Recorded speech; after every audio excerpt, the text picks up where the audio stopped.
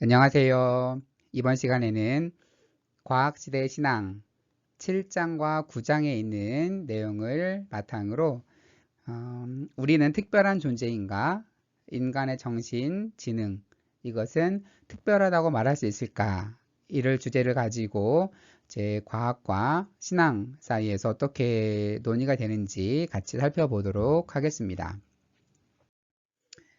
먼저 갈등 입장입니다. 갈등 입장은 이제 무신론 과학주의자들이 하는 주장이죠. 이들은 이렇게 주장을 합니다.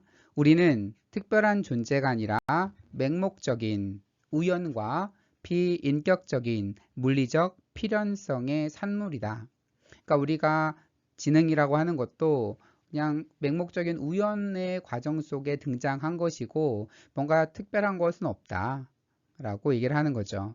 자연선택, 물리화학 법칙들은 우리의 존재를 충분하게 설명해 준다. 인간의 지성이라는 것, 특별함이라고 하는 것도 자연선택의 과정에서 생겨난 것이고 물리법칙, 화학법칙으로 충분히 설명이 가능하다라고 주장하는 거죠. 그래서 인간의 정신 활동과 도덕 활동도 단지 물리적인 용어로서 설명될 수 있다 라고 주장을 합니다. 그래서 물리적 실제는 우주에서 정신이 출현하는 것에 대해서 조금의 관심도 없다라고 주장합니다. 그러니까 인간이 등장하기 한참 전, 그 옛날 우주 역사 속에서 인간의 역사는 거의 최근의 일이잖아요. 인간이 등장하기 전에 140억 년 동안에 우주는 지성적인 존재가 없이도 잘 지내왔다고 하는 거죠. 그래서 지성적 존재의 등장은 그저 우연에 불과하다라고 봅니다. 정신을 잉태한 우주의 존재 가능성이 거의 없어 보여도 통계적으로 어마어마한 수를 상정하면 어떠한 신적 개입 없이도 설명할 수 있다, 가능하다라고 하는 거죠.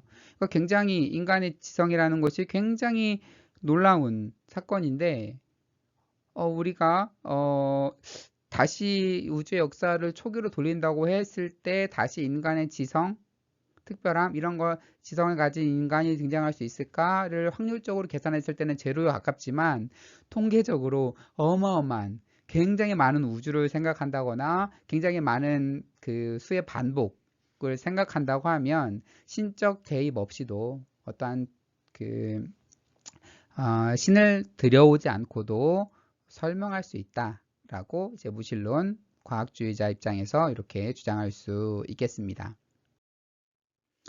이에 대해서 이제 분리 입장입니다. 과학과 신앙을 이렇게 떼어놓고 설명하는 그런 방식에서는 이렇게 설명할 수 있겠습니다. 만약 인간의 지능을 탄생시킨 모든 과정이 비지성적이라면 이 주장을 하는 사람들의 주장을 어떻게 믿을 수가 있을까? 그런 거죠. 인간의 지능이라는 게 특별한 게 아니야. 진화 과정에 딱 생겨난 거고 뭔가 특별한 의미를 부여할 수 없어. 라는 주장을 문체적으로 받아들인다면 이 주장을 하는 사람들의 주장을 어떻게 이해할 수 있냐고 하는 거죠. 왜냐하면 인간은 동물과 다를 바 없어. 인간의 지성은 특별한 게 아니야 라고 말하는 그 주장을 받아들이면 그 주장을 하는 사람의 주장도 아무 것이 아닌 것이 되는 거죠. 그러니까 진화적 자연주의는 인간의 정신활동을 신뢰할 만한 모든 이유를 파괴한다는 겁니다. 즉, 진화적 자연주의가 참일 때에 이 주장을 믿을 이유가 없게 되는 거죠. 그러니까 그 주장은 자기의 근거를 부정하는 겁니다. 이들이 이렇게 주장을 해. 그래, 인간은 특별하지 않아. 라는 주장을 합니다. 그런데 그러한 주장을 우리가 어떻게 신뢰 있게 이러한 주장을 하는 그 사람, 그 의식, 정신이 결코 특별한 게 아니기 때문에 특별하지 않은 정신 속에서 나온 주장을 우리가 어떻게 신뢰할 수 있냐고 하는 거죠. 그러니까 자기 모순에 빠질 수 있다라는 겁니다. 그래서 또한 과학은 본성상 가치 중립적이기에 인간의 특별함을 논할 수가 없습니다. 그러니까 과학적으로 이렇게 인간의 지능의 등장과 인간의 변화와 이런 거 설명한다 그래서 그거는 과학적으로 설명한다 그래서 그러니까 인간의 등장은 특별하지 않다. 특별성을 얘기하는 순간 이미 과학의 범위를 넘어버린 겁니다. 과학은 본성상 가치 중립적이죠. 그래서 이제 신학만이 하나님의 특별한 사랑과 돌보심을 정당화할 수 있고 우리가 유일무이하고 특별한 존재라는 것을 말해줍니다. 특별성을 논하는 것은 신앙 영역이라고 하는 거죠. 그러니까 과학이 특별하지 않다 말한 자체가 말할 그러한 자격이 없는 거죠. 과학은 우리의 가치에 대해서 어떠한 말도 하지 않습니다. 과학을 근거로 인간이 특별하다는 주장도 불가능하고 과학을 근거로 인간은 특별하지 않다라고 말하는 것도 불가능하다고 하는 거죠. 가치 중립적이기 때문에 특별성을 논하려면 여기서부터는 이제 신학의 영역에 들어가게 된다라고 하는 겁니다. 그렇다면 이렇게 분리의 입장이 아닌 이제 대화의 입장에서 어떻게 설명할 수 있을까를 살펴보면 대부분의 과학자들은 정신이 우주의 시초부터 사고의 탄생을 발화시킬 특성을 가진 우주로부터 출현했다. 라고 추측을 합니다. 그러니까 인간의 사고 정신이라는 것이 어느 순간에 갑자기 안 생길 수 있었는데 딱 생겨난 게 아니라 태초의 순간부터 한참의 시간, 약 138억 년이 지나고 나면 인간의 지성이라는 것이 등장할 모든 가능성이 그 태초의 순간에 내재되어 있지 않았을까. 그렇게 추측하지 않고는 갑작스런 이 인간의 지성의 등장이 이해가 되지 않고 우주의 모든 것들이 인간의 탄생과 인간 지능의 탄생에 뭔가 맞춰진 듯한 그런 인상을 받게 되는 거죠. 즉 우주의 초기 순간부터 정신은 이미 발현이 되었고 수십억 년이 지난 후에 정신은 비로소 깨어나게 되었다고 하는 거죠. 그러니까 그 인간 정신의 씨앗은 이미 그 빅뱅의 초기 순간부터 있었고 그리고 그것이 실제적으로 우주 지구상에 드러나기까지의 과정이 이제 138억 년이라고 하는 어마어마한 시간이 걸린 거지 갑자기 등장한 것은 아니다. 그리고 그 대화 입장에서는 항상 우주를 드라마처럼 긴 역사의 과정으로 보고 아직도 생성 중인 우주를 얘기를 하고 있죠. 우주가 아직도 생성 중이라면 앞으로 변화될 우주에 대한 소망은 유물론의 신화를 수반하는 환원주의적이고 회고적인 사고방식보다는 이해와 진리를 향한 인간 정신의 갈망에 좀 더 힘을 실어줍니다. 그러니까 계속 우주는 계속 창조되어 가고 있고 계속 변화되어 가고 있죠. 그렇다고 하면 뭔가 환원주의적이고 회고적인 이러한 방식이 더 의미가 있을까? 아니면 앞으로 나아가는 방식, 뭔가 지금도 변화 창조 중이라면 아직도 우주가 생성 중이라면 앞으로 있을 것에 대한 갈망이 더 큰 의미를 갖게 되겠죠. 우주는 정신을 소유한 인간을 출현시킴으로써 과거보다 더 나은 무언가가 될 수 있다는 여지를 남겨놓고 있습니다. 이전에는 없었던 것들이 자꾸 생겨나면서 우주 자체가 점점 더 변화되고 있고 더 나은 무엇인가가 되고 있다라고 하는 거죠. 인간이 우주가 그 이상이 되는 과정에 다양한 방식으로 기여할 수 있다는 사실은 우리가 전 피조물 가운데 특별한 위치를 점하고 있다는 점을 보여준다고 호트는 얘기를 합니다. 그래서 우리 우주는 계속 아주 완성을 향해 나아가고 있는 거대한 드라마 중에 인간이 등장을 하게 됐습니다. 그리고 인간이 그 드라마의 일부에 참여함으로써 이 창조 과정, 이 진화의 과정 속에 참여함으로써 우리가 무언가를 할 수 있다라는 그 자체가 인간의 특별성을 얘기를 해준다라고 보는 거죠. 우주 이야기의 맨 처음은 벌써 지성과 진리를 포착할 수 있는 능력을 가진 정신이 결국 우주 이야기 안으로 들어올 것이라고 하는 약속을 품고 있었다. 봅니다.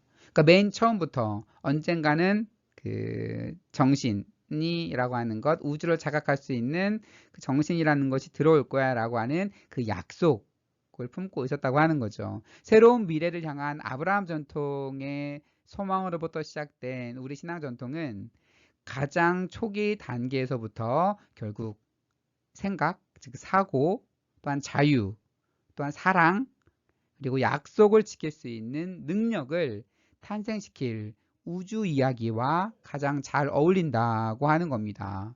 그래서 아브라함 전통, 아브라함 하면 가장 뭐가 먼저 생각나세요?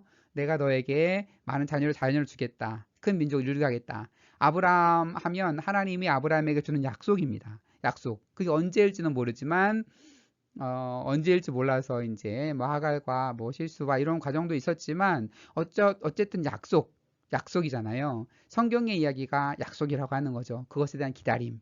그렇다면 우주 초기 때부터 사고, 자유, 사랑, 약속을 지킬 수 있는 능력을 발현시킬 어떤 약속을 품고 있는 그러한 우주의 모습이었다라고 하는 거죠. 그래서 우주 이야기가 지금도 전개되는 중이기에 우주의 의미는 먼 미래에서 완전하게 드러날 것이다. 그래서 이 우주가 어떠한 의미를 지니고 있고 어디로 가고 있는지에 대한 부분은 진행 중일 때는 우리가 알 수 없죠. 그렇지만 마지막 그 끝날 순간에 오면 우주가 이러한 의미를 품고 있었고 하나님이 그 변화의 과정, 진화의 과정, 우주 창조의 계속적인 창조의 과정을 어떻게 이끌고 가셨구나라는 것은 마지막 때에 창조의 완성 때에 종말의 때에 알 수 있게 되는 거죠. 명확하게 그때 알 수 있게 되는 겁니다. 과학적 분석은 본성상 우리의 정신을 세포, 분자, 원자 구조로 이끌지만 그러니까 그 여러 가지 분자, 원자 모양으로 과학은 우리가 이해할 수 있도록 도와줍니다. 그렇지만 과학은 본성상 과거의 영역인 거죠. 과거와 현재까지. 그렇지만 신앙은 우리의 정신과 마음이 미래를 향한 기대와 희망을 품은 채 계속해서 열려가도록 우리를 이끌어 준다고 하는 겁니다. 그래서 과학과 신앙이 다른 영역에 있긴 하지만 과학으로 인해서 우리가 얻을 수 있는 세포나 원자, 분자 구조들 이런 걸 파악할 수 있게 되고 그렇지만 이것을 포함하면서 더욱더 다음 단계인 신앙은 우리의 정신과 마음을 미래를 향한 기대와 희망을 품게 해준다. 그래서 결국 과학적으로 인간은 특별하지 않고 인간의 정신은 진화 과정의 산물에 불과하다라고 하는 주장은 이제 설득력을 잃게 되는 거고 그러한 주장은 분리 입장에서도 사실 그 주장 자체는 주장 자체를 하는 사람의 자신의 주장을 그 근거를 무너뜨리게 되는 자기 모순에 빠지게 되고 그리고 무엇보다 과학은 특별성, 인간 정신의 특별함을 논할 자격이 없다.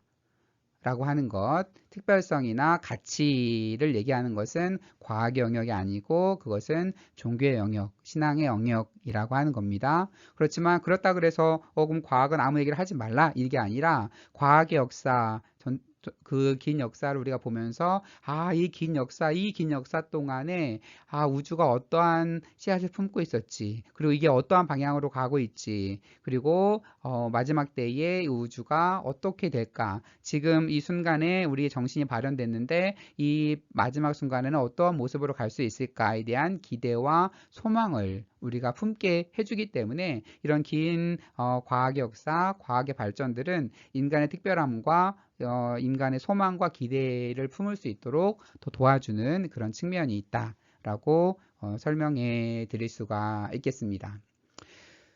이제 진화 과정 속에서의 인간의 특별성 논쟁은 사실 이제 과학과 신학 분야에도 중요한 논의가 됩니다. 특히 이제 과학과 신학에 대한 여러 학회들이 있어요. 그 중에서 가장 큰 학회가 이제 과학과 신학 유럽 학회라고 볼 수가 있는데 2016년에 주제가 이제 폴란드에서 그때 열렸는데 we special 그래가지고 우리는 특별한 존재인가 특별한가가 이제 메인 주제였어요.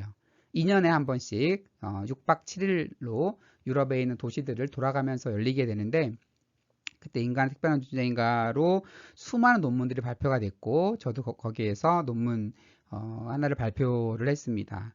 그 중에 일부 논문들이 선별이 되어서 책으로 나왔어요. 책으로 나와서 이 책 보면 Issues in Science and Theology 라고 그리고 부제가 Are we special? 이라고 묻고 있고요.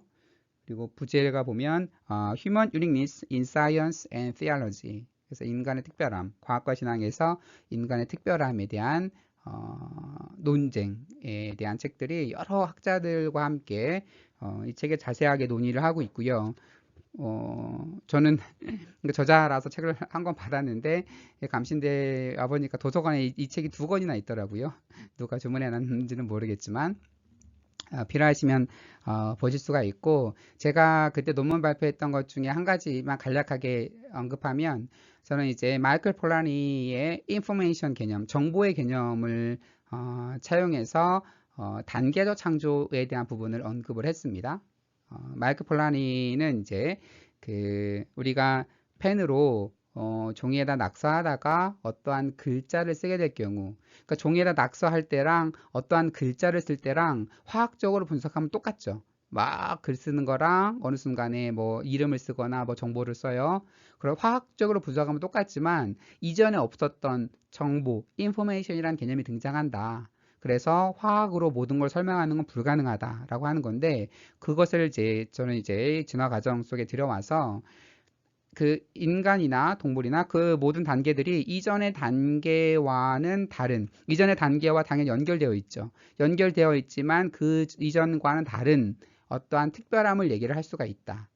아무렇게 막 낙서하다가 어느 순간에 뭔가를 이름을 적으면 정보가 갑자기 툭 튀어나오는 것처럼 이전 단계랑 연결되어 있다, 그래서 특별함을 논할 수 없는 게 아니라 특별함을 논할 수 있다라고 하면서, 저는 이제 이때 논문 발표할 때 하나님의 창조 과정을 gradational creation이라는 말을 썼어요. 그러니까 단계적 창조라는 용어를 썼고, 그냥 저는 아무 생각 없이 그 단어를 썼는데, 거기 학교에 참석하신 교수님 중에 한 분이 그 단어를 어디서 봤냐라고 물어보길래 그냥 제가 만든 용어, 그냥 제가 쓴 용어다 했더니 그분이 이제 자신도 이 단어가 마음에 든다 라고 하면서 앞으로 그 단어를 쓰게 되면 저에게 크레딧을 주겠다라고 하시더라고요. 그래서 제가 책으로 나올 때는 거기다가 코테이션을 달아서 하나의 용어로 만들어서 책에 넣었습니다. 그래서 이제 하나의 이제 그라데이션 크리에이션이라고 하는 그런 식으로 해서 쭉 하나님의 특별성에 대한 주장을 했던 적이 있습니다. 네. 그래서 인간의 특별성에 대한 논쟁은 계속 되고 있고, 많은 식의 방식대로 설명이 되고 있다. 그래서 아무리 과학이 발전하고 진화 이론이나 여러 가지 많은 생물학, 뭐 물리학 등이 발전한다 그래서 인간의 특별성이 전혀 훼손되는 것은 아니다라는 말씀을 드리고요.